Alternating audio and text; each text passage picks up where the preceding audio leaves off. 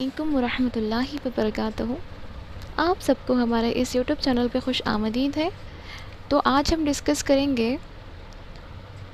6th blue zoom 3rd lesson little hearts. तो first of all हम इसके अंदर ग्लोसरी देखेंगे। जो ग्लोसरी के अंदर आपको पार्ट्स ऑफ स्पीच के साथ दिया गया है, तो ये भी हम लोग को याद रखना पड़ता। फर्स्ट ऑफ ऑल देखिए, रिल्स ए नाउन है, a small streams of water. A small streams of water को हम रिल्स कहते हैं। पडल, पडल क्या है? एक नाउन है। A small amount of water collected on the ground, जैसे कि क्या बोलते हैं उसको, गुंता बोलते हैं तेलुगु में, ऐसे ऐसे टाइप में होता है, छोटा चश्मा बोलते हैं ना इसको, ऐसा।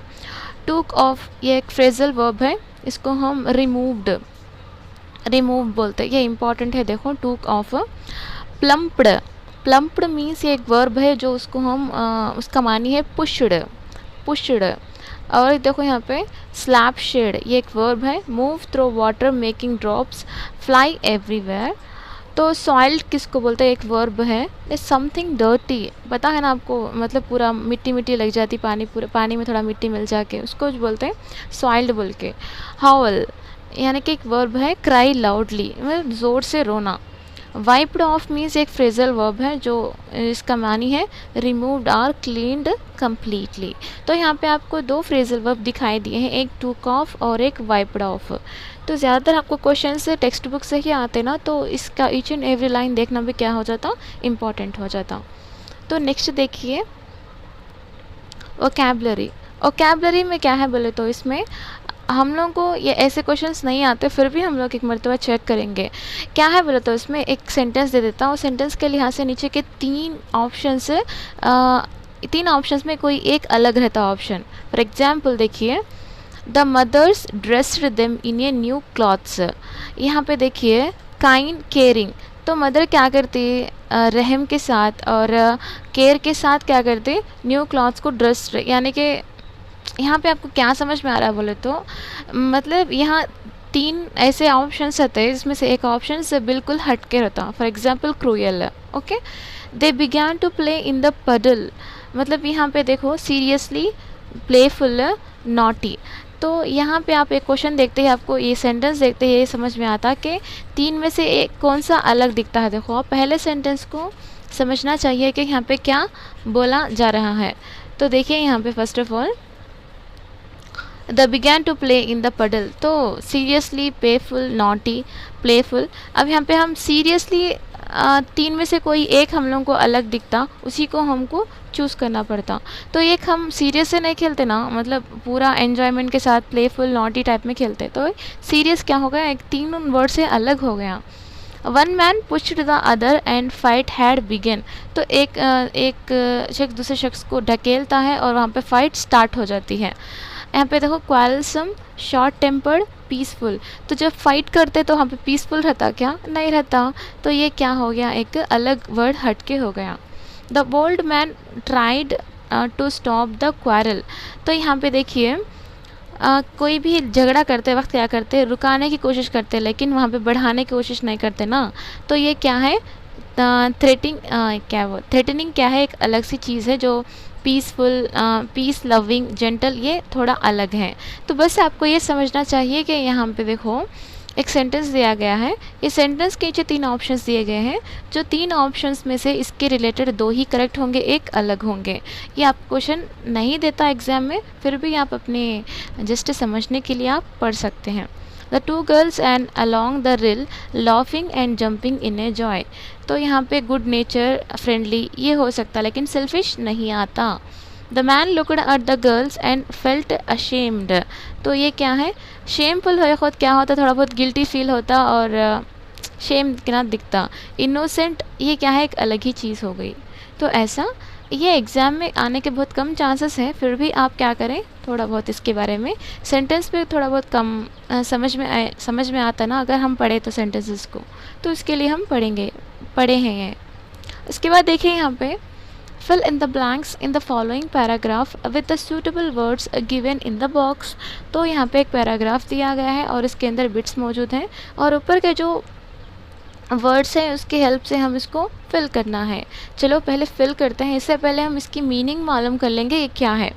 सॉइल्ड मीन्स मैं क्या बोली थी आपको, डर्टी टाइप में बोली थी ना, सॉइल्ड, यानी कि आपको सेंटेंस के लिहाज से इसकी मीनिंग चेंज होती रहती, वो हम लास्ट में पढ़ेंगे। ओके, सॉइल्ड एक नॉन भी होता है, सॉइल्ड एक वर्ब भी होता। ये सेंटेंस के लिहाज से उसका जो प्लेस रहता है उसके डिसाइड के बेस पे ये माना जाता है कि कौन सा नाउन है कौन सा वर्ब है। पडल मीन्स मैं आपको बोली थी ना, छोटा सा नीटी गुंता बोलते हैं इसको तेलुगु में, तो हम इसको चश्मा बोल सकते हैं, चश्मा। जंप्ड मतलब कूदना एक जगह से दूसरी जगह। वाइप ऑफ मीन्स रिमूव्ड बोलते हैं। हैप्पीली मीन्स खुशी से रहना। लिटिल छोटा। मडी मीन्स पता है ना आपको, मडी पूरा मिट्टी पूरी लग जाती, देखो उसको बोलते हैं। तो देखो यहाँ पे there was a dash across the street, puddle यानी कि यहाँ पे देखो पडल क्या है, एक छोटा सा चश्मा है वहाँ पे। A dog was passing by it, तो वहाँ से वो पास होता है dog. He stopped and looked into the where there was a bird flying in the sky. The foolish dog suddenly dashed into the puddle. तो ये कहाँ पे क्या करता है बोलो, पडल में जंप कर देता है। कैसा, क्या बोले तो ये सिंपल सी बात देखो, एक फुलिश डॉग रहता, अब वो क्या करता है तब बोले तो वहाँ के जो स्ट्रीट के बाजू में जो क्या रहता, पडल रहता, यानी कि छोटा सा चश्मा आता, वहाँ से गुजरता। वो गुजरे होते सडन से स्टॉप होके क्या करता, उन्हें ऊपर जो हवा में उड़ते रहते बर्ड्स उसको देखने लगता।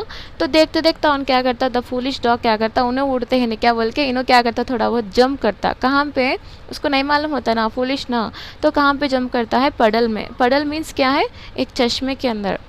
पूर थिंग ही बिकेम डैश, यहाँ पे क्या है, ही बिकेम, उन्हें पढ़ते ही क्या हो गया, सॉइल्ड मतलब मिट्टी पूरी लग को डर्टी हो गया। His eyes were filled with dash water, muddy water, मतलब वहाँ का जो गंदा गंदा पानी थे ना, अब वो पूरा क्या हो गया, मतलब वो पूरा आंखों में चला गया करते, fill with. What should be do then, तो जब वो क्या कर सकता था, a dash girl fetched bucket of water, तो यहाँ पे अ लिटिल गर्ल क्या है, यहाँ पे लिटिल एक छोटी सी बच्ची क्या करती है, बकेट से पानी लेके आती है, water to the mud stains of the dog, यानी कि यहाँ पे वाइप ऑफ, यानी कि जो मडी मतलब वहाँ पे पूरा मिट्टी से हो गया था ना कुत्ता, तो उसके ऊपर क्या करती है, पानी डाल के रिमूव करती है पूरी मिट्टी, धूल को, धूल नहीं बोलते, मिट्टी। The dog looked at the girl and jumped to his feet happily. अब बताइए ना, हम उनको सेव करें तो क्या करते, बहुत हैप्पी से फील होते। ओके, तो आपको समझ में यहाँ पे सेंटेंसेस को हम किस तरह से वर्ड्स को हम अटैच करके रखते बोल के। तो यहाँ पे देखिए, अब थर्ड वन देखिए, read the following paragraph and right antonyms of the underline words. तो यहाँ पे एंटोनिम्स को अंडरलाइन करना है। और एक बात देखिए, यहाँ पे आप आराम से एंटोनिम्स को ज़्यादातर याद रखने की कोशिश कीजिए, पूछने के चांसेस रहते। तो यहाँ पे देखिए, मैं पूरा तो नहीं पढ़ सकती, लेकिन इसमें जो जो चीज़ें हैं उसके मैं एंटोनिम्स बता देती हूँ, ऑलरेडी यहाँ पे दिए गए हैं। Gave, began, scold, joint, big, और उसके बाद पुश्ड, सेपरेट, अटेंशन, ये हैं एंटोनिम्स। हम लोग इसके देखेंगे आराम से। देखो यहाँ पे गेव, वेट, गेव का अपोजिट क्या है, टूक, क्या है, टूक।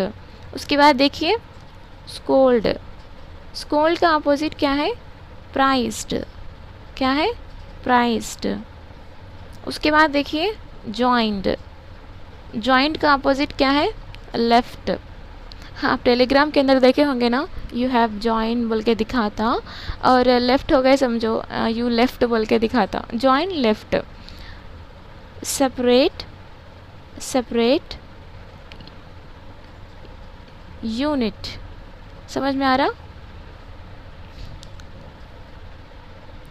तो यहाँ पे देखो एक बात है, सेपरेट का अगर आपको एंटोनिम पता है तो डिस्क्रिप्शन के अंदर ज़रूर से लिखें। सेपरेट का, सॉरी डिस्क्रिप्शन ये कमेंट के अंदर ज़रूर से लिखें, सेपरेट का अपोजिट क्या हो सकता। और यहाँ पे देखिए उसके बाद बिगैन, बिगैन मीन स्टार्ट करना, उसका एंटोनिम है स्टॉप्ड, क्या है, स्टॉप्ड। बिग, बिग का एंटोनिम क्या होता, स्मॉल होता है। उसके बाद देखिए पुश, पुश का अपोजिट क्या होता है, पुल, पुल, पुश करना, पुल करना बोलते ना। अटेंशन, अटेंशन, अटेंशन का अपोजिट क्या होता है, नेग्लेक्ट, क्या है, नेग्लेक्ट। तो ये थे हमारे जो एंटोनिम्स है मैं उसको बाजू में लिखी हूँ, तो आप आराम से उसको अपनी बुक में लिख लें, यहाँ पे लिख लें उसको। उसके बाद देखिए आप ग्रामर की तरफ हम आगे बढ़ेंगे। In the previous lesson, you have learned writing sentences describing ongoing actions using present continuous tense. तो इससे पहले हम ongoing actions के बारे में डिस्कस करें जिसको हम present continuous tense बोलते हैं। We can change them into questions to confirm the information.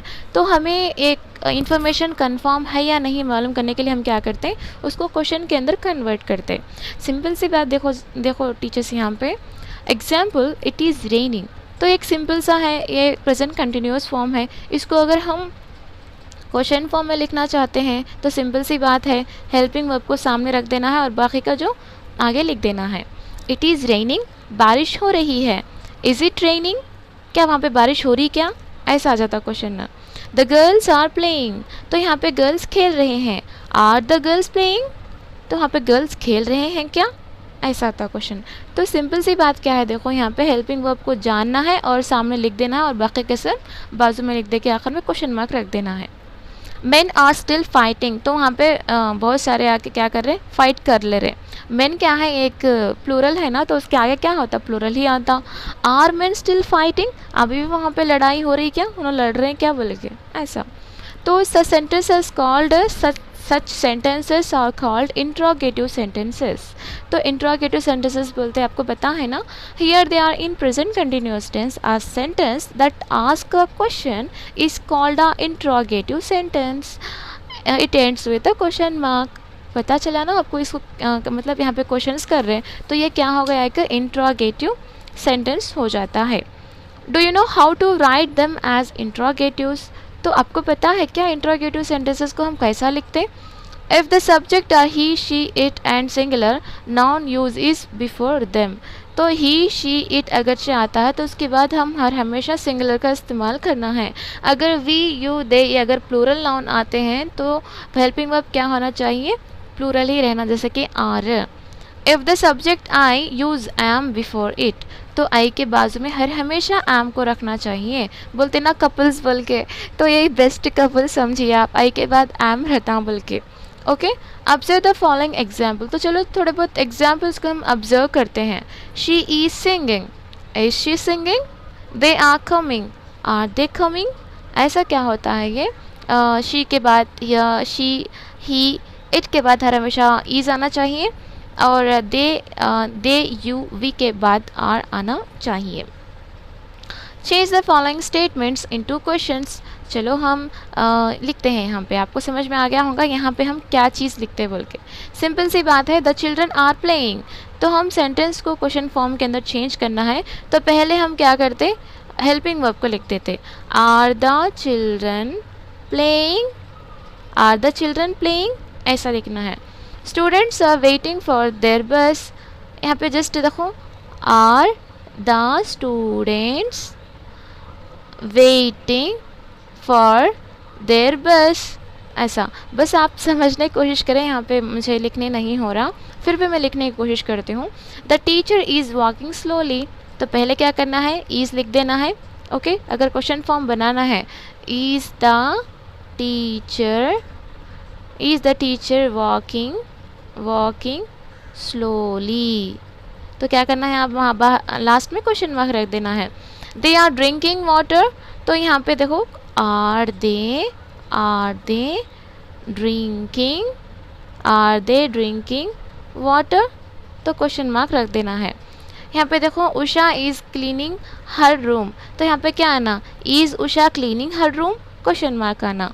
Okay, लिख लीजिए आप आराम से। The girl is prepare T, तो यहाँ पे इज़ हेल्पिंग वर्ब को आगे रखना है, is the girl preparing T, समझ में आपको, ऐसा लिख लेते आ जाइए। तो हम पॉजिटिव फॉर्म से नेगेटिव फॉर्म में कैसा लिख सकते हैं, बल्कि यहाँ पे आपको एक एग्जाम्पल मिल गया। तो यहाँ तक हमारा जो प्रेजेंट कंटिन्यूअस का फॉर्म था नेगेटिव में, हम लोग उसको सीख लिया अल्हम्दुलिल्लाह। तो दूसरा देखिए यहाँ पे ग्रामर के अंदर डिग्रीज ऑफ कंपैरिजन, इससे पहले भी पढ़े हम लोग सुपरलेटिव, कंपैरेटिव, पॉजिटिव बोल के, फिर भी हम पढ़ेंगे यहाँ पे। The adjectives change in forms of show comparison, they are called the 3 degrees of comparison. अगरचे हम एडजेक्टिव्स को फॉर्म्स के अंदर चेंज करते हैं, जैसे कि कंपैरिजन के टाइप में, तो वो 3 तरह के डिग्रीज हो सकते हैं। Read the following sentences. Gopal is the tallest of all in the class. तो यहाँ पे गोपाल क्या है, पूरी क्लास में सबसे बड़ा है। तो ये क्या हो गया बोलो, द टॉलेस्ट आया है, तो ये हो गया superlative. Okay. Rani is cleverer than Ramya.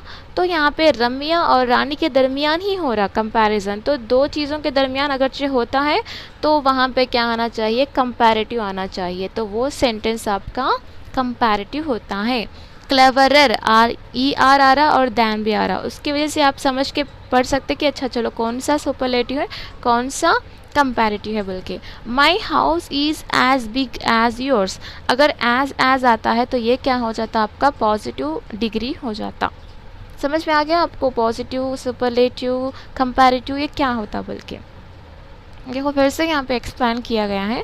In sentence 1 the adjective tallest denotes the superlative adjective. In sentence 2 the adjective cleverer denotes the comparative. In sentence 3 the adjective big denote the positive degree. Simple सी बात है। चलो read the following sentences and point out the adjectives and name the degrees of comparison of each. चलो करते हैं आराम से। The train runs faster than bus. तो पहले हम एडजेक्टिव को अंडरलाइन किएंगे। फास्टर क्या है, एक एडजेक्टिव है, तो यहाँ पे दैन आता है तो इसका मतलब ये हुआ कि ये कंपैरेटिव है। कंपैरेटिव है किस किस के दरमियान, बस और ट्रेन के दरमियान। समझ में आ गया। Lead is the heaviest metal, sorry lead नहीं होता, लेड है वो, लेड। हेवीएस्ट मीन्स क्या है बोले तो यहाँ पे द आया ना सामने, एक सुपरलेटिव फॉर्म हो गया। अगर ये सुपरलेटिव फॉर्म कैसा होता है तो पूरे मेटल्स के अंदर लेड क्या है, एक हेवीएस्ट है, तो हेवीएस्ट एक एडजेक्टिव है, तो ये क्या हो गया आपका कंपैरेटिव हो गया। तो सॉरी कंपैरेटिव नहीं होता, ये आपका सुपरलेटिव होता। Okay, don't get confused. क्यों बोले तो पूरे मेटल्स के अंदर हम लेड की बात कर रहे हैं ना, तो ये सुपरलेटिव फॉर्म होता। Hari is the laziest boy in the class. तो यहाँ पे हरी को पूरी क्लास के साथ कंपेयर कर रहे, तो ये कौन सा हो गया बोलो, यहाँ पे लेजिएस्ट भी आ रहा, दा भी आ रहा, ये क्या हो गया, सुपरलेटिव फॉर्म हो रहा। मैं जस्ट आपको एस बोल के लिख रहा हूँ, आप समझ के लिख लें। The 2 little girls are wiser than the older people. तो यहाँ पे देखिए आप वाइजर आ रहा, यानी कि ये एडजेक्टिव है, तो दैन अगर से आता है समझो वो क्या हो जाता, पता है ना आपको, कंपैरेटिव के अंदर आ जाता। Mount Everest is the highest peak of the Himalayas. The highest क्या है, ये आपको ये देखते ही समझ में आ जाता है, ये सुपरलेटिव फॉर्म है बोल के। Okay. Iron is more useful than copper. तो यहाँ पे कॉपर और आयरन के बीच में कंपैरिजन हो रहा, तो यहाँ पे दैन क्या है, इसका इस्तेमाल हो रहा, तो ये क्या हो गया, कंपैरेटिव हो गया। This is the most interesting story. तो यहाँ पे देखिए मोर, मोस्ट हम लोग पढ़े थे, याद है आपको, मोर कहाँ पे इस्तेमाल करते, जब आपको जो वर्ड है आपको 2 सिलेबल से भी ज़्यादा होता है, तो वहाँ पे हम मोर और मोस्ट का इस्तेमाल करते बोल के। This is the most interesting story. तो हम मोस्ट यहाँ पे मेनली इंटरेस्टिंग क्या है, एक एडजेक्टिव है। अब मोस्ट अगर से आता है बोले तो हाँ, यहाँ पे मोस्ट का को लगना इंटरेस्टिंग, इंटरेस्टिंग, तो ये क्या है, 3 सिलेबल्स हो गए, मोर दैन 2 सिलेबल्स, इसके लिए मोर का इस्तेमाल करते। ये देखो ये मोर आ गया, समझो ये क्या हो गया, कंपैरेटिव होता है। Okay. Ooty is cooler than Chennai. तो यहाँ पे देखो ऊटी और चेन्नई के बीच में कंपैरिजन हो रहा, तो ये क्या हो गया, कंपैरेटिव हो गया। ओके। तो पूरे शॉर्ट फॉर्म है, आप समझने की कोशिश करें, पूरा तो लिखने नहीं हो रहा है इसमें, तो समझने की कोशिश करें। ओके। तो नेक्स्ट देखेंगे हम लोग आर्टिकल्स। आर्टिकल्स बहुत ही इंपॉर्टेंट होता है। Read the following paragraph. Sir CV Raman was a scholar in sound and sound related physics. तो आपको पता है ना, सर CV रामन जो हैं वो साउंड और साउंड के रिलेटेड जो फिज़िक्स के से ताल्लुक़ रखते हैं, यानी कि ज़्यादा उनको जानकारी है, एक स्कॉलर हैं, जहन नशीन है बोलते ना, जहन नशीन बोलते, टैलेंटेड बोलते। His research in optics the science of light resulted in the discovery of the Raman effect. तो रामन इफेक्ट के ज़रिए से उनको नोबेल प्राइज़ भी दिया गया था। The discovery won him the Nobel prize for physics. It was the first time the prize was awarded to an Asian. तो ये फर्स्ट टाइम है जो पूरे एशिया के अंदर फर्स्ट प्राइज़ इनको नोबेल दिया गया है। याद रखिए, जीके में भी आ सकता है। The scholar was the pride of India. The underlined phrases begins with either a, an or the. These are called articles. तो a, an, the से जो start होते हैं वो articles होते हैं। There are rules for the use of article. Let us learn them in detail. चलो उसके थोड़े rules हैं, कहते देख लेंगे क्या है बोल के। ध्यान दीजिए यहाँ पे एक बात आपको, अगरचे आपको तेलुगु जो वर्णमाला क्या बोलते हैं इसको, मैं तेलुगु के हुर्फे तहजी रहते हैं ना, जैसे कि हमारे उर्दू में अलीफ बे पे ते ऐसे रहते हैं, तेलुगु के अंदर भी क्या होते हैं वर्णमाला यानी कि अल्फ़ाबेट्स रहते हैं। ओके, तो उसके बेस पे हम कौन से ये कहाँ पे इस्तेमाल करते हैं, एन कहाँ पे इस्तेमाल करते लिखेंगे। अगर आपको तेलुगु नहीं आती है तो आप प्रोनाउंस करते वक्त जो वर्ड इस्तेमाल होता है उसके बेस पे भी आप उसको लिख सकते हैं। लेकिन तेलुगु अगरचे हम याद रखेंगे तो वो का खा का वो है ना, उसके बेस पे हम जल्द से जल्द आइडेंटिफाई करके आर्टिकल्स को लिख सकते हैं। तो देखिए यहाँ पे मैं पहले से ही एक बात बता दे रहा हूँ आपको, अगरचे आपको ये आर्टिकल सामने लगना है तो ये जो स्टार्टिंग का वर्ड रहता वो आके आपको का से लेके लास्ट तक जो होता ना समथिंग, वो लास्ट का वर्ड जो होता वहाँ तक इसके साउंड्स आते। मैं आपको फिर से समझा देती हूँ क्लियर से। अगर एन के बाद अगर ये वर्ड यहाँ पे कुछ आना है तो एन का साउंड, अगर एन आर्टिकल रखना है यहाँ पे तो ये क्या करना है, आ से अम आहा तक ये साउंड इसके अंदर आता। मतलब आपको जस्ट मैं बता रहा हूँ, फिर भी मैं आपको क्लियर से समझाने की कोशिश करूँगी। तो देखिए यहाँ पे we use ये before singular common nouns that begins with the consonant sounds। Simple सी बात देखो यहाँ पे, ये क्या है, कब स्टार्ट हो, कब लिखना बोले तो वो सिंगुलर है ना, क्या है ना, सिंगुलर है ना, वो एक क्या है ना, कॉमन नाउन है ना। कॉमन नाउन पता है ना आपको, कॉमन नाउन किसको बोलते, प्रॉपर नाउन किसको बोलते। गर्ल है, सबीहा है, तो कौन सा प्रॉपर नाउन है बोलो, सबीहा प्रॉपर नाउन होता, कॉमन नाउन गर्ल होता। अगर आपको 5 स्टार पसंद है, चॉकलेट क्या है, कॉमन नाउन है, प्रॉपर नाउन मीन्स 5 स्टार। तो ऐसा वो क्या है ना, कॉन्सोनेंट साउंड आना, कॉन्सोनेंट साउंड आना। तो इसका ये रूल है, अगरचे ऐसा अगर आपको दिखाई देता है तो वही क्या होता, ये का इस्तेमाल वहाँ पे करना है।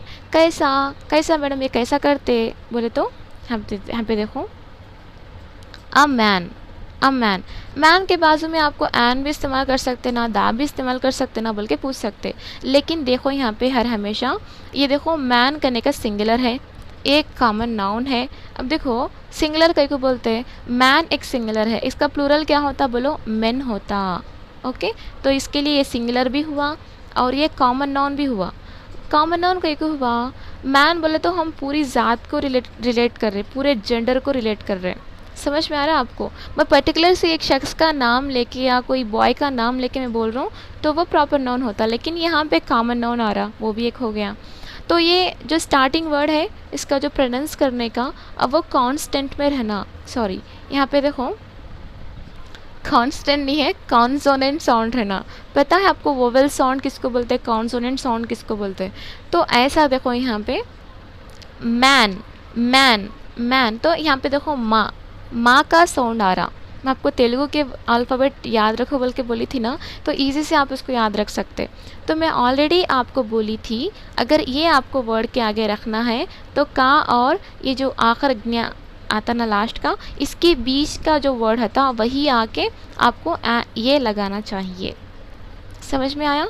फिर से मैं आपको समझाता हूँ। देखो और एक वर्ड ले लेंगे हम, इम्पॉर्टेंट है। देखो यूनिवर्सिटी।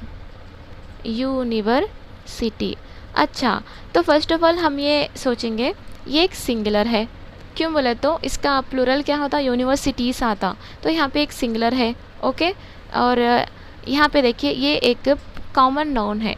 कैसा बोले तो मौलाना आज़ाद नेशनल उर्दू यूनिवर्सिटी ये एक प्रॉपर नाउन हुआ, यूनिवर्सिटी एक कॉमन नाउन हुआ, तो सेकेंड रूल भी सही है।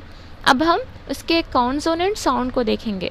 तो फर्स्ट ऑफ ऑल हम यहाँ पे देखिए, ये यू है, यू, इसको हम कैसा प्रोनाउंस करते, देखो अगर तेलुगु में लिखना चाहते हैं तो ऐसा हम यू बोल के लिखते। ये यू आके आपको आ से अमहा तक आता, नहीं तो का से ज्ञा तक आता।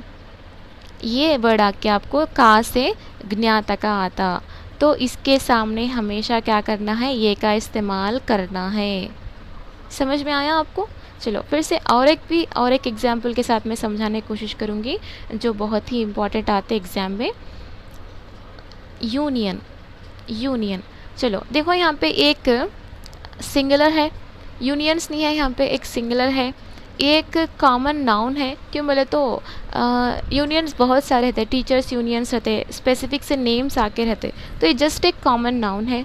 तो फर्स्ट हम यहाँ ए वर्ड को देखेंगे। ओके, ये वर्ड को देखिए, ये वर्ड को देखिए, ये कौन से वर्ड से स्टार्ट हो रहा, उसका आवाज़ देखो, यू, यू बोले तो यू को हम तेलुगु में कैसा लिखते, ऐसा लिखते यू। तो इसके सामने जो भी आपको आता वो हर हमेशा ये रहता। ओके, ये जैसे समझ में आ गया आपको, दिक्कत नहीं, मतलब आराम से समझने की कोशिश कीजिए। तो देखो आ स्कॉलर, तो सा है यहाँ पे। ओके, आ चेयर, छा है, मैं सी की बात कर रहा हूँ, सो मैन, मैन, मैन, माँ है। बस आपको फोकस किस चीज़ पे करना है, ये स्टार्टिंग वर्ड पे फोकस करना है। समझ में आ रहा है आपको? वो स्टार्टिंग वर्ड पे फोकस करना है, क्या वो सिंगुलर है, क्या वो कॉमन नाउन है, क्या वो का से ज्ञा तक आता है, या आ से अम के बीच में आता है। ओके, चलो, we use an before singular common nouns that begins with the vowel sound. तो देखिए ये भी सेम एज इट इज़ है, मैं आपको यहाँ पे लिख के बता देती हूँ। अगर हम एन का इस्तेमाल करना है तो फर्स्ट ऑफ ऑल सिंगुलर है ना, okay, same as it is. उसके बाद वो एक कॉमन नाउन है ना, ओके, उसके बाद क्या है ना बोले तो वो एक वोवेल साउंड है ना, क्या है ना, ओवल साउंड है ना। तो यहाँ पे एक एग्जाम्पल ले लेंगे हमें। ओके, एग्जाम्पल ले लेंगे, एशियन, एशियन, तो ये क्या है, वेट,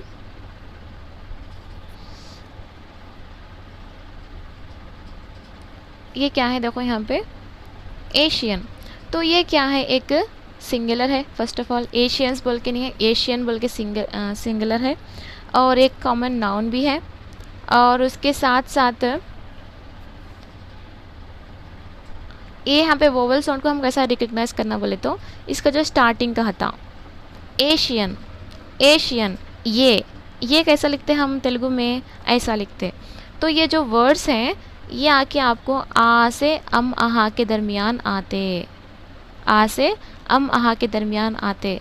तो ऐसे वर्ड्स क्या करना है, यहाँ पे हम एन का इस्तेमाल करना है। हाँ, कैसा आते हैं तो आ ई ऊ ऐसा बोलते हैं ना, मैं ऐसा बोल रहा हूँ, आपको कंफ्यूज नहीं होना, आराम से पढ़ना, 1 से 2 मरतबा देखो आपको समझ में आ जाता। अच्छा, और एक एग्जांपल लेती हूँ, देखो मैं आपको, an Indian, okay, an Indian, तो यहाँ पे देखिए ई, ये वर्ड है, ये ई का प्रोनाउंस हो रहा, ई, तो ई कैसा लिखते हैं हम, बोलो, ऐसा लिखते। तो ये आपको अम आहा के बीच में आता या का से ज्ञा के बीच में आता, अम आहा के बीच में आता। तो ये हम पे क्या लिखना है, एन का इस्तेमाल करना है। समझ में आ रहा आपको? अब समझ में आ रहा? ऐसा भी आप लिख सकते हैं, एन एशियन, यहाँ एक जो वर्ड है वो ओवल साउंड दे रहा, ये भी एक वोवल है, और एन एप्पल, ये भी एक ओवल है। ये ऑनर, ये इम्पॉर्टेंट है, देखो ये इम्पॉर्टेंट है। और एन आर, हार नहीं बोलते, आर बोलते, आर। तो देखो यहाँ पे हम कैसा लिखते बोले तो डैश आर। ओके, यहाँ पे देखिए आप, ये देखो, ये प्रोनाउंस करो आर। तो यहाँ पे आ का साउंड आ रहा, क्या आ रहा, यहाँ पे आ का साउंड आ रहा, तो उसके आगे हम क्या करना चाहिए, एन का इस्तेमाल करना चाहिए। तो ऐसे क्वेश्चन से पूछते हैं, आपको प्रोनाउंस करके बोलो कि वो कौन सा है बोल के। अगर आपको तेलुगु के अल्फ़ाबेट अच्छी तरह से आते हैं तो ईजी से आप क्या कर सकते हैं, आर्टिकल्स को लिख सकते हैं, उसके आंसर्स को। समझ में आ गया आपको इस चीज़ के बारे में? तो एन ए एन ऐसा इस्तेमाल करते हैं। अब हम वी यूज़ द की तरफ आगे बढ़ेंगे। Before A common noun which is mention for the second time. कभी भी आप सेकेंड टाइम मेंशन करते हैं स्टोरी के अंदर तो हम क्या करते हैं, दा का इस्तेमाल करते हैं। चलो यहाँ पे मैं आपको एग्जाम्पल बता देती हूँ। तो देखो यहाँ पे sir CV Raman was a scholar बोल के दिया है, तो यहाँ पे नेम को रख दिया स्टार्टिंग में। फिर को देखो यहाँ पे the science of light resulted, यानी कि यहाँ पे फिर देखो द रामन इफेक्ट, ये छोड़ो इसको नहीं, यहाँ पे देखो। तो एक चीज़ के बारे में हम बात कर रहे हैं बोले तो एक मर्तबा इसको क्या बोलते हैं इंट्रोडक्शन करने के बाद दूसरे टाइम हम क्या करना है, दा का इस्तेमाल करना है। देखो आई सॉ ए डॉग, मैं एक डॉग को देखी थी या देखा था। द डॉग वॉज बार्किंग, तो एक मर्तबा उसको हम नॉर्मल से प्रेजेंट कर दिया, तो दूसरी मर्तबा अगर हम प्रेजेंट करते हैं उसी शख्स या उसी शख्स हो सकता, वो क्या है एक जानवर हो सकता, तो हम दा का इस्तेमाल करना है। Before a common noun which is mention for the second time. Sabiha is a good girl, ऐसा कुछ बोलते, ऐसा फिर दा इस्तेमाल करते हुए फिर से मेरा नाम लेके कुछ बोल रहे हैं, तो इसका मतलब ये हुआ कि तो वहाँ पे सबिहा एक प्रॉपर नाउन आ गया, तो वो सही नहीं है वर्ड। जस्ट हम कॉमन नाउन को देखना है। आई सॉ ए गर्ल, यहाँ पे जैसा बोल रहा हूँ देखो, I saw a girl, the girl was talented, तो ऐसा कॉमन नाउन है जो फर्स्ट टाइम हम मेंशन करने के बाद सेकेंड टाइम क्या करना है, दा का इस्तेमाल करना है। सेकेंड देखिए, बिफोर सुपरलेटिव एडजेक्टिव्स, तो सुपरलेटिव एडजेक्टिव के सामने हम हर हमेशा दा का इस्तेमाल करना है। पढ़े थे ना हम वहाँ पे डिग्रीज ऑफ कंपैरिजन में, the longest, the best, the smallest, the most, ऐसा। थर्ड वन देखिए, बिफोर ऑर्डिनल नंबर्स। देखो नंबर्स दो तरह के होते हैं, कौन से देखेंगे। चलो एक छोटा सा यहाँ पे पूरा भर के हो गया, ओके, दो रहते हैं, एक है ऑर्डिनल, दूसरा है कॉर्डिनल। बस मेरी जो वॉइस है उसके बेस पे आप समझने की कोशिश कीजिए। Ordinal, cardinal. Order first second third order में खड़ो बोल के बोलते हैं, तो फर्स्ट सेकंड थर्ड ये पूरे इसमें आते हैं। कॉर्डिनल मीन्स जो भी बचे हैं नंबर्स 1 2 3 4 5, ये कॉर्डिनल नंबर्स होते हैं। ओके, तो यहाँ पे ऑर्डिनल नंबर की बात कर रहा means first second third fourth fifth, ऐसा उसके सामने हर हमेशा दा का इस्तेमाल करना है। फोर्थ वन देखिए, before the names of musical instruments के सामने क्या करना है, दा का इस्तेमाल करना है। द गिटार, द वायलिन, और कुछ भी हो, द हारमोनी, समथिंग जो भी हो, ऐसा। Before a noun when we mean something in particular, तो हम एक ऐसे नॉन के सामने इस्तेमाल करना है जो पर्टिकुलर है, एक चीज़ को हम बताते ना पर्टिकुलर, तो उसको हम दा का इस्तेमाल करना है। The Raman effect, the TV, the radio, ये क्या है, एक पर्टिकुलर चीज़ें हैं, पर्टिकुलर नाउन्स हैं। विथ यूनिक थिंग्स, तो हम यूनिक थिंग किसको बोलते हैं पता है आपको? यूनिक थिंग हम पूरे वर्ल्ड के अंदर कुछ अलग अनोखा सा लगता, सबके जैसा नहीं होता, वो कुछ अलग सा रहता। द सन, क्या हमारे सोलर सिस्टम के अंदर बहुत सारे सन हैं क्या? नहीं है, वही एक है। द मून, हमारे सोलर सिस्टम के अंदर यानी कि हमारे अगर हम ज़मीन की बात करें तो हमारा एक ही मून है, तो वो हमारे लिए यूनिक है। द अर्थ, हमारे लिए एक ही तो ज़मीन है। द स्काई, एक ही तो स्काई है जो यूनिक है। द यूनिवर्स, तो यूनिवर्स क्या है, एक यूनिक थिंग है क्या? कोई और एक यूनिवर्स है क्या? नहीं है। Before the names of awards, तो अवार्ड्स के सामने भी क्या करना है आपको, दा का इस्तेमाल करना है। The Bharat Ratna, the Nobel prize, the Padma Bhushan, और भी क्या बोल सकते हैं, द पद्म विभूषण, ये सब बोल सकते हैं आप इसमें।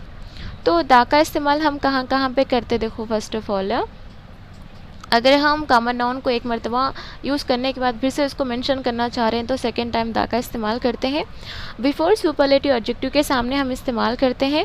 बिफोर ऑर्डिनल नंबर्स के सामने हम इस्तेमाल करते हैं। Before the names of musical instrument के सामने हम इस्तेमाल करते हैं। समथिंग पर्टिकुलर एक चीज़ को बताने के लिए हम इस्तेमाल करते हैं। यूनिक थिंग्स को बताने के लिए दा का इस्तेमाल करते हैं। और अवार्ड्स के सामने हम या उसके सामने क्या बोलते हैं, अवार्ड्स के सामने हम क्या बोलते हैं, दा का इस्तेमाल करते हैं। चलो अगर आपको समझ में आ गया तो इजी से आप कर सकते। देखो यहाँ पे ये चीज़ क्या चीज़ मौजूद है, यहाँ पे आपको कौन कौन सा लिखना है आपको समझ में आ जाता। हाँ, मैं और एक बात बताना भूल गई, देखो बहुत ही इम्पोर्टेंट है, भूल जाती रहती हूँ लेकिन फिर भी याद आया तो बोल देती हूँ। अगर देखो यहाँ पे ये जो आर्टिकल्स हैं उसको हम दूसरा नाम डिटरमाइनर्स, ओके, थोड़ा लिखने में दिक्कत है तो समझ लीजिए, आर्टिकल्स का दूसरा नाम क्या है, डिटरमाइनर्स। तो और एक भी बोल सकते हैं उसको, डेमोन्स्ट्रेटिव एडजेक्टिव। क्या बोलते हैं हम, डेमोन्स्ट्रेटिव एडजेक्टिव। मेरी आवाज़ सुन के आप लिखने की कोशिश करें कि मेरे तो हैंडराइटिंग बहुत गंदी है, कि मुझे तो ये स्क्रीन पे लिखना पड़ता ना, तो थोड़ा बहुत। चलो यहाँ पे देखेंगे, now fill in the blanks with the following sentences ये एंड आर द। तो ये एंड और द कहाँ पे अच्छी तरह से फिक्स होते लिखेंगे। चलो, Ravi Varma was are dash famous. तो यहाँ पे देखिए आप, फेमस है, ओके, यफ को ऊपर फोकस करो। ये कौन सा साउंड दे रहा, फा का साउंड दे रहा। फा किस में आता, का से ज्ञा के बीच में आता। तो यहाँ पे क्या आना चाहिए, ये का इस्तेमाल होना चाहिए। English is dash international language. यहाँ पे देखो हम आई का देखेंगे, ई, यहाँ पे इंटरनेशनल, ई का साउंड आ रहा, तो ई आपको आ से अम्हा के बीच में आता या का से ज्ञा के बीच में आता, आ से अम्हा के बीच में आता। तो ये यहाँ पे क्या आता, एन इस्तेमाल होता। तो आप ऐसा भी लिख सकते हैं, ये एक वोवेल साउंड है आई, तो आई के सामने एन इस्तेमाल करते बोल के ऐसा भी आप लिख सकते। जस्ट मैं आपको एक हिंट के तौर पे बता रहा हूँ, अगर आपको अल्फ़ाबेट्स आते हैं तेलुगु के तो। Dash the sun is a dash star. तो देखिए यहाँ पे सन एक यूनिक थिंग है, तो हम दा का इस्तेमाल करते। इज़ अ स्टार, तो ये एक स्टार, ये क्या है, एक है, ए स्टार। और स्टार भी क्या है, एक कॉमन नाउन है, सिंगुलर है, और एक कॉन्सोनेंट साउंड को देता है। Okay, clear. Dash earth moves around sun. यहाँ पे आपको देखो, अर्थ भी एक यूनिक थिंग है, दूसरा अर्थ तो हमारा है ही नहीं। मूव्स अराउंड द सन, तो सन भी क्या है, एक यूनिक थिंग है, उसके लिए हम दो जगह पे भी दा का इस्तेमाल किए हैं। He is dash expert in robotics. Expert बोल रहा, एक्सपर्ट, ये क्या है, एक वोवेल है, देखो ये आई ई ओ यू, ऐसा आपको वर्ड्स के सामने दिखाई दें तो भी एन का इस्तेमाल आप कर सकते। लेकिन मैं इसका ऐसा पहचान करती हूँ कि देखो, एक्सपर्ट यहाँ पे ये आ रहा, ये कब आता, आ से आहा के बीच में आता, तो ये क्या होगा, यहाँ पे एन हो गया। तो हर किसी का अलग वे रहता है ना, ऐसा आप दो वे भी इस्तेमाल कर सकते हैं, नो प्रॉब्लम, कहाँ भी आपको मिस्टेक नहीं जाता। लेकिन कंफ्यूज नहीं होना, एक ही वे यूज़ करना। It is dash the issue of human rights. तो यहाँ पे एक पर्टिकुलर चीज़, यानी कि ह्यूमन राइट्स के बारे में डिस्कस हो रही है, एक पर्टिकुलर, तो यहाँ पे हम दा का इस्तेमाल करते हैं। I listen to dash radio a lot. यहाँ मैं आपको बोली थी रेडियो, द रेडियो एक पर्टिकुलर चीज़ है, तो यहाँ पे दा इस्तेमाल होता। I met dash lawyer yesterday, the lawyer was famous. तो मैं आपको इससे पहले बोली थी, पहले हम कॉमन नाउन के सामने ए का इस्तेमाल करते, फिर आके हम क्या इस्तेमाल करते, दा का इस्तेमाल करते बोल के, पता है ना आपको। लॉयर, ये भी आपको एन आना नहीं आना बोले तो भी इसका भी हम सोच सकते। देखो एल क्या है, एक कॉन्सोनेंट साउंड है, कॉन्सोनेंट वर्ड है, तो उसके सामने हर हमेशा ये ही आता। Okay, my brother is learning to play dash piano. Musical instrument के सामने क्या आना है, दा आना है। Raghu is the best batsman in our team. तो रघु क्या है, दा आता, क्यों, मैं तो ये सुपरलेटिव फॉर्म है ना, बेस्ट के सामने हर हमेशा दा आता है। समझ में आ गया आपको दा के बारे में, एन के बारे में, ए के बारे में। एक पक्का एक 1 मार्क रहता है इसके अंदर, तो समझने की कोशिश कीजिए। तो यहाँ पे देखिए एक फोनेटिक्स का टॉपिक आया है, मैं बोली ना आपको 6th क्लास से थोड़ा बहुत कॉम्प्लिकेटेड होते रहता, मतलब बहुत सारे ग्रामर पॉइंट्स आते रहते, तो सुकून से सुनना पड़ता आपको। तो थोड़ा बहुत ब्रेक ले लीजिए बीच बीच में, ओके, पानी पीजिए। टॉकिंग टाइम के अंदर देखिए, से the following pairs of words allowed, ज़ोर से बोलिए बोल के बोल रहा, बस मैं आपको पढ़ के सुना देती हूँ, आप आराम से सुने। वेट, वेट डब्ल्यू की साउंड आ रही, देखो, west, west, wine, wine, while, while, we why. तो देखो यहाँ पे note, while saying W in wet, our lips come forward, and while saying V in our upper teeth touch the lower tip, sorry lip. Simple सी बात है, इन्हें इतना लंबा लिखा है, लेकिन हम जो पढ़ते ना वेट वेट वेट, आप भी प्रोनाउंस करो जल्दी, वेट। तो यहाँ पे क्या हो रहा है ये देखो, अगर आप ये आपका माउथ समझो, ये आपके दांत समझो, ओके दांत समझो, ये आपकी ज़बान समझो, सॉरी ये आपके होठ भी समझ सकते हैं आप होठ समझो। देखो वेट वेट, ये दांत जो है नीचे के लिप को टच करता है, कर रहा ना? नहीं कर रहा, बोलो जल्दी प्रोनाउंस करो, वेट वेट। ये जो हमारे ऊपर के दांत है ना, नीचे के लिप को टच कर रहे हैं। तो क्वेश्चन ऐसा भी पूछ सकता है आपको, which of the following is not, मतलब यहाँ पे अपर टीथ को टच नहीं करता, ये जो ऊपर का जो टीथ है नीचे के लोअर लिप को टच नहीं करता, सो कौन सा बोल के पूछ सकता। तो ये फोनेटिक्स के अंदर बहुत ही इंपॉर्टेंट होते हैं। सिंपल सी बात है, देखो वेट, ये जो ऊपर की दांतें हैं नीचे के लिप्स को टच होते हैं या नहीं, अगर टच होने के वर्ड्स ये सारे हैं बोल के। समझ में आ गया आपको इसके अंदर हम लोग क्या क्या पढ़े थे बोल के? ओके। और उसके बाद हम एक छोटा सा टॉपिक है जो इससे पहले मैं आपको बोली थी कि सॉइल डा के कहाँ कहाँ पे चेंज होता बोल के। यहाँ पे देखिए, सॉइल हम दो जगह पे इस्तेमाल कर सकते हैं, एक नाउन भी हो सकता है, एक वर्ब भी हो सकता है। तो ये सेंटेंस के लिहाज से होता, मतलब सेंटेंस के लिहाज से आपको कहाँ पे अगरचे सब्जेक्ट की प्लेस में आता है तो वो नाउन होता है, अगरचे वो कुछ हेल्पिंग वर्ब के आगे ऐसा आता है तो हम उसका वर्ब ले सकते हैं। तो बस मैं ये आपको ये दिखाना था कि एक वर्ड का जो मानी रहता हम उसको डायरेक्टली नाउन नहीं बोल सकते, बल्कि हम सेंटेंस के अगर उसका इस्तेमाल किस तरह से है, वो कौन से प्लेस में है, उसके बेस पे क्या कर सकते हैं हम नाउन ऑन वर्ब कुछ भी हो हम पार्ट्स ऑफ स्पीच का आइडेंटिफाई कर सकते हैं। तो समझ में आ गया आपको हम कौन से टॉपिक को डिस्कस किए हैं? याद कर लो, एक मरतबा रिवीजन कर लो, हम आज कौन से टॉपिक डिस्कस किए हैं। फर्स्ट ऑफ ऑल हम डिस्कस किए थे एक एंटोनिम्स, यानी कि क्या बोलते हैं, एक पैराग्राफ को डिस्कस किए थे। उसके बाद हम एंटोनिम्स को डिस्कस किए। उसके बाद हम ऑनगोइंग एक्शंस जो पॉजिटिव रहता है उसको नेगेटिव में कैसा लिखना है इंट्रोगेटिव सेंटेंसेस के अंदर। उसके बाद हम डिग्रीज ऑफ कंपैरिजन को डिस्कस किए, तो कौन कौन से सेंटेंस क्या क्या होते बोल के। उसके बाद हम आर्टिकल्स को डिस्कस किए, ये एंड द यूसेज है। उसके बाद हम फोनेटिक्स को पढ़े, जो कौन से फोनेटिक्स के अंदर हम कौन से साउंड्स को कैसा ये करते हैं बोल के। और थोड़े वर्ड्स ऐसे भी होते हैं जो नाउन भी होते वर्ब भी होते बोल के। ओके, तो आज का ये लेसन ख़त्म होता है यहाँ पे।